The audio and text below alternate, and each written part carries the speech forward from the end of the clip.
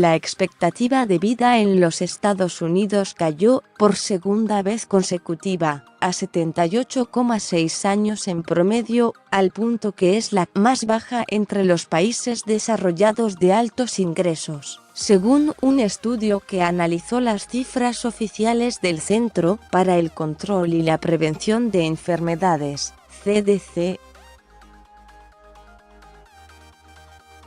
El descenso devuelve al país a los niveles que tenía en la Segunda Guerra Mundial, es decir, 4 meses menos.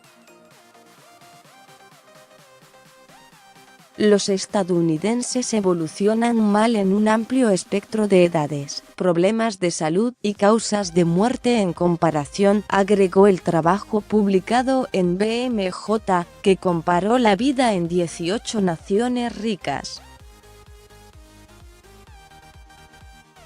Las causas principales son dos: la crisis de los opioides y el suicidio. Y ambas están interrelacionadas. Las sobredosis de drogas han mostrado un aumento exponencial desde finales de la década de 1970 y comienzos de la de 1903, analizó para The Harvard Gazette R. Catherine Sugar, psicóloga del Hospital Clean y profesora de la Escuela de Medicina de Harvard. Con un aumento tremendo alrededor de 2013. Es el momento en que la crisis de salud pública, que comenzó con medicamentos contra el dolor como oxicodona o hidrocodona, se reveló fuera de control.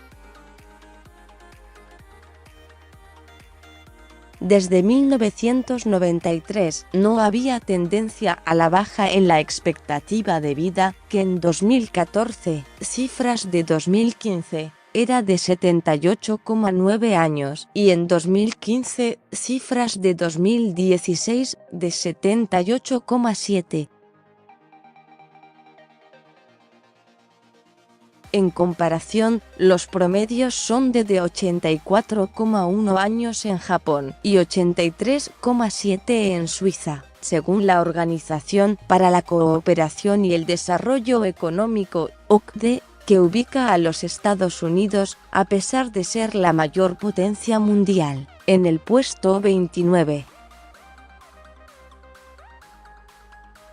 Es realmente la primera vez que vemos este descenso consecutivo, dijo en Alt-Day News René Hindi, titular de la rama de estudios analíticos del Centro Nacional de Estadísticas de Salud, NCHS, parte del CDC.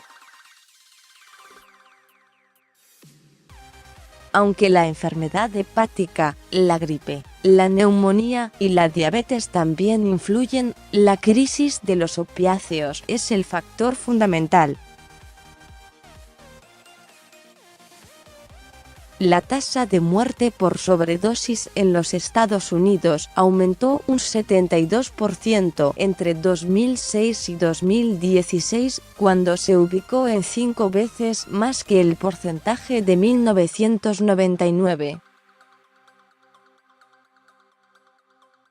Entre 2015 y 2017, el grupo más afectado por el aumento de sobredosis fue el de los adultos de entre 25 y 54 años, al punto que para los menores de 55 la causa principal de muerte, antes que la enfermedad cardíaca, es la sobredosis.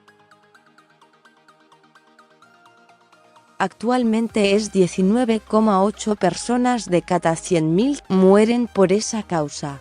Desde 2000, la epidemia que trascendió los productos farmacéuticos, revitalizó el consumo de heroína y popularizó drogas en extremo inmanejables como el fentanilo, ha cobrado más de 300.000 vidas, de las cuales más de 72.000 se perdieron en 2017.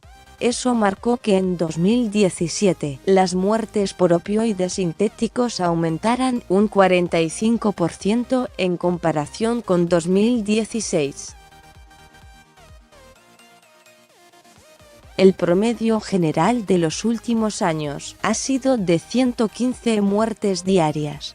Las muertes por sobredosis superan las muertes por accidentes automovilísticos o violencia armada en cada uno de sus puntos más altos, comparó The New York Times.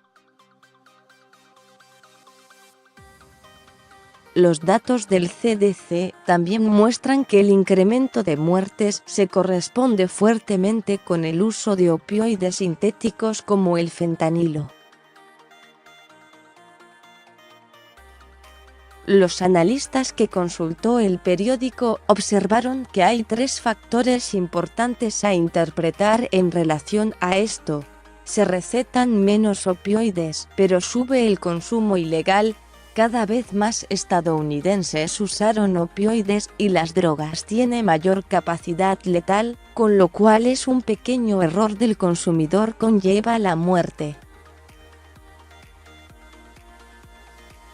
Originalmente los opioides fueron medicamentos recetados para el tratamiento del dolor agudo tras una cirugía, un accidente o crónico. Como son muy adictivos, una enorme cantidad de pacientes quedó enganchada, y cuando comenzaron las restricciones al recetado, buscó en la calle sustitutos. Así se creó un mercado negro de estas pastillas, pero también aumentó el consumo de heroína, y se impuso el fentanilo, hasta 100 veces más potente. El CDC también documentó que el aumento del 3,7% en la tasa de suicidios impactó en la caída de la expectativa de vida. Pero Chung explicó a The Harvard Gazette que se ha creado una falsa dicotomía entre la sobredosis accidental y el suicidio, dado el modo en que los opiáceos funcionan en el cerebro humano. En realidad hay unos cuantos matices de gris entre una cosa y otra, siguió. Por ejemplo, en lo que podríamos categorizar como sobredosis accidental, podría haber un importante deseo de muerte, o incluso ambivalencia. No me importa si vivo o muero, o sé que podría morir, pero quiero un poco de alivio. Tanto el suicidio como la sobredosis son excepcionalmente comunes en las personas que sufren trastornos de consumo de opioides. De cada 10 personas muertas por sobredosis, 8 eran blancas, una afroamericana y una latina, detallan las estadísticas de Henry Kaiser Foundation, KFF.